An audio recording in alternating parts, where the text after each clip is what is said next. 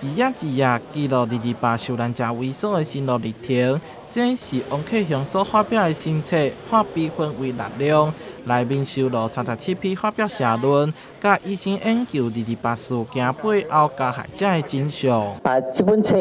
特登互咱看出讲，我是一生安那为着这台湾的代志我住伫美国常常飞转来就为这代志来劳烦我写文字吼伫自由时报个等等的这个媒体来发表来提醒咱台湾人咱的民主大家来过吼就爱大家拍拼。228事件将未满76周年。王克雄是日本头一名台湾籍检察官王永利之子，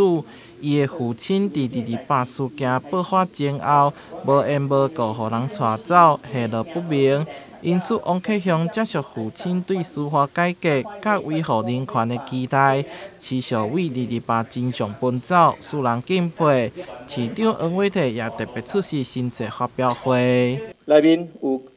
徛一个家属的心内，嘛有徛着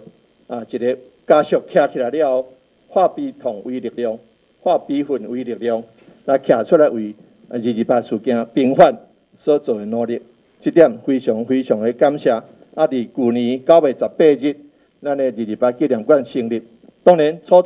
创立即摆到遮为去年9月，到将是2月，差不多5个月，咱阁有真侪的文物，真侪的历史需要阁充实，所以咱会阁努力。新册发表会所在是台南市228纪念馆，这是台湾民主人权的重要场址，